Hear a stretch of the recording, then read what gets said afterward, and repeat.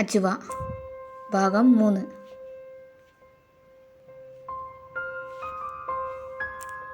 എൻ്റെ ഷോൾഡറിൽ പിടിച്ച കൈകളെ തിരിഞ്ഞു നോക്കുമ്പോഴേക്കും അയാൾ എന്നോട് സംസാരിച്ചു തുടങ്ങിയിരുന്നു. അത് വേറെ ആരുമായിരുന്നില്ല, ആയിഷയായിരുന്നു. സോറി ഷാ, എന്നോട് ക്ഷമിക്കണം. ഞാനൊന്നും നിന്നെ വേദനിപ്പിക്കാൻ വേണ്ടി ചെയ്തതല്ല. ഞാനൊരു കാര്യം ചോദിച്ചോട്ടെ? പറയാൻ കഴിയുമെങ്കിൽ. ആരാണ് അജുവ എന്ന് എന്നോടെങ്കിലും ഒന്ന് പറഞ്ഞൂടെ? പറ്റില്ലെങ്കിൽ വേണ്ട കേട്ടോ, എനിക്കറിയണമെന്ന് തോന്നി, അതുകൊണ്ടാണ് ഞാൻ ചോദിച്ചത്.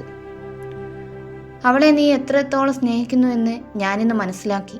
തമാശയ്ക്ക് വേണ്ടിയല്ല, അറിയാനുള്ള ആഗ്രഹം കൊണ്ട് തന്നെയാണ്. ഇപ്പോൾ എനിക്കൊന്നും പറയാൻ കഴിയില്ല, ഞാൻ പിന്നെ പറയാം. ഒരു നെടുവീർപ്പോടെ ഞാൻ എൻ്റെ ക്യാബിനിലേക്ക് നടന്നു. ആരായിരിക്കും ഈ അജുവ? ഇത്രയും മൊഞ്ചനായ ഷായുടെ മനസ്സ് കവർന്നെടുത്തവൾ. എന്നാലും വല്ലാത്തൊരു പെണ്ണ് തന്നെ. അവളെക്കുറിച്ച് പറയുമ്പോൾ വല്ലാത്തൊരു ഫീൽ അവൻ്റെ മുഖത്ത് വായിച്ചെടുക്കാൻ കഴിയുന്നുണ്ട്. എങ്ങനെയെങ്കിലും അവളെക്കുറിച്ച് അറിയണം. ക്യാബിനിലെത്തി തിരിഞ്ഞു നോക്കുമ്പോൾ ആയിഷ അവിടെ ഒറ്റയ്ക്കിരുന്ന് പിറുപിറുക്കുകയാണ്. എന്താണാവോ പെണ്ണ് മനസ്സിൽ പറഞ്ഞു കൂട്ടുന്നത്? ഇനി നമുക്ക് മറ്റൊരാളെ പരിചയപ്പെട്ടാലോ? എടി നസി, നീ ഉമ്മാക്കുള്ള കഞ്ഞി കൊടുത്തോ? കുളിപ്പിക്കാനുള്ള വെള്ളം ചൂടാക്കി വെച്ചോ? അമ്മായി, ഞാൻ കഞ്ഞി കൊടുക്കുകയാണ്, വെള്ളം അടുപ്പത്തുണ്ട്. ഇതുവരെ കഴിഞ്ഞില്ലടി നിന്റെ കഞ്ഞി കൊടുക്കൽ.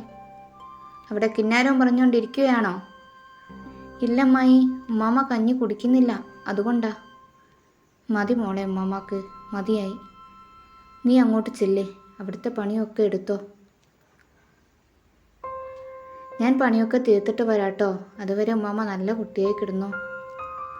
നോക്കിയും കണ്ടും ചെയ്യണേ, തിരക്ക് കൂട്ടിയിട്ട് കൈയൊന്നും പൊള്ളിക്കരുത്.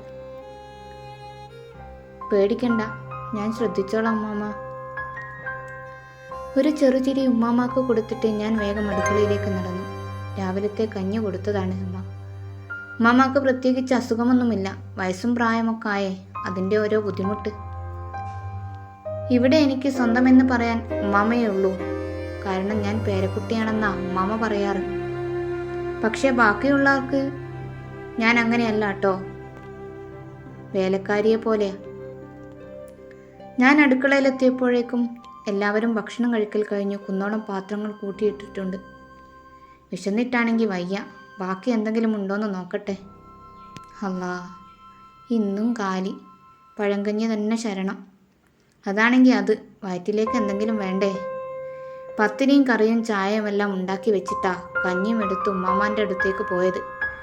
ഒരുമിച്ചിരിക്കുന്ന ഭക്ഷണം കഴിക്കാനോ സമ്മതിക്കൂല, എന്നാ എന്തെങ്കിലും ബാക്കി വെക്കണ്ടേ? വല്ലാത്തൊരു മനുഷ്യന്മാർ തന്നെ. ഒരു ദീർഘനിശ്വാസം വിട്ട് നമ്മൾ തലേന്നത്തെ ചോറുമെടുത്ത് ഒരു പിടിയെടുത്ത് വായിലിട്ടേ ഉള്ളൂ. ദാ വരുന്നു അമ്മായി. ആ, നീ ഇവിടെ വന്നിരുന്ന് തിന്നോ. വെറുതെ കിട്ടുന്നതല്ലേ, മൂക്കുമുട്ട തിന്നോ.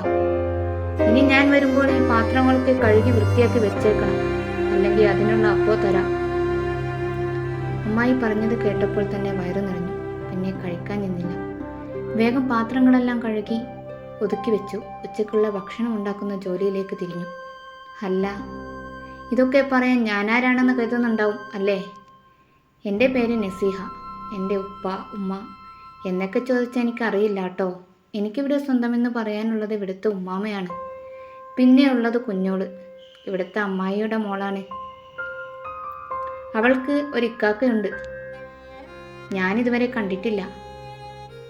അവൻ ഗൾഫിലാണ്. അവളുണ്ടെങ്കിൽ നല്ല രസമാണ് കേട്ടോ. ഇമാതിരി ചീത്തയൊന്നും എനിക്ക് കിട്ടൂല. അവൾക്ക് എന്നെ പെരുത്തി ഇഷ്ടമാണ്. അതുകൊണ്ട് അവളുടെ മുന്നിൽ അമ്മായി എന്നോട് ഭയങ്കര സ്നേഹം കാണിക്കും. അവൾ പോയാലോ അതോടെ സ്വഭാവം മാറും. ആ അഭിനയത്തിനൊപ്പം അവാർഡ് കൊടുക്കാൻ പോലും തോന്നും. അവൾ പഠിക്കുന്നത് കുറച്ച് ദൂരത്താ. ഇപ്പോഴത്തെ കൊറോണയുടെ സാഹചര്യത്തിൽ ഇങ്ങോട്ട് വരാൻ പറ്റില്ലല്ലോ.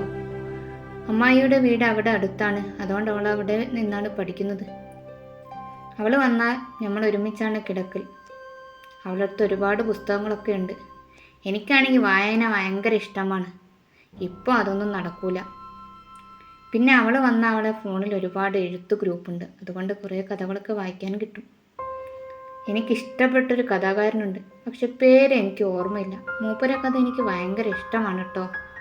അല്ലാ, ഞാൻ കഥ പറഞ്ഞിരുന്നാൽ എൻ്റെ പണി തീരൂല. ബാക്കി കഥകളൊക്കെ ഞാൻ വഴിയെ പറഞ്ഞു തരാം കേട്ടോ. ഇന്ന് ജോലി കഴിഞ്ഞ് ഓഫീസിൽ നിന്ന് ഇറങ്ങുന്നത് വരെ ആയിഷ അജുവയെക്കുറിച്ച് ചോദിച്ചുകൊണ്ടിരുന്നു. പറയാമെന്ന് പറഞ്ഞിട്ടും പെണ്ണ് ഒരു സൗകര്യവും തന്നില്ല. അവസാനം നാളെ പറയാമെന്ന് വാക്ക് കൊടുത്തു. അപ്പോഴാണ് അവളൊന്നും എന്നെ വെറുതെ വിട്ടത്. അത് പറയാൻ മറന്നു. നാളെ ഓഫീസില്ല കേട്ടോ. കൂടെ ജോലി ചെയ്യുന്ന ഒരാളുടെ അച്ഛൻ പെട്ടെന്ന് മരണപ്പെട്ടു. അപ്പോൾ അവൻ്റെ വീട് വരെ ഒന്ന് പോകാമെന്ന് എല്ലാവരും കൂടി തീരുമാനിച്ചു. കുറച്ച് ദൂരത്തായതുകൊണ്ട് നാളെ ഓഫീസ് ലീവാണ്. പോകുന്ന വഴി അജുവയെക്കുറിച്ച് പറയാമെന്നാണ് ഞാൻ ആയിഷയോട് പറഞ്ഞത്. അപ്പോൾ നിങ്ങൾക്കും അറിയാൻ പൂതിയില്ലേ ഹിജാബിൻ്റെ ഹൂറിയായ സുറുമക്കണ്ണുകളുള്ള എൻ്റെ ജീവനെക്കുറിച്ച്, എൻ്റെ പെണ്ണിനെക്കുറിച്ച്? അപ്പോൾ എല്ലാവരും കാത്തിരിക്കുക. അടുത്ത പാർട്ടുമായിട്ട് ഞാൻ എത്രയും പെട്ടെന്ന് എത്തും. ബായ്.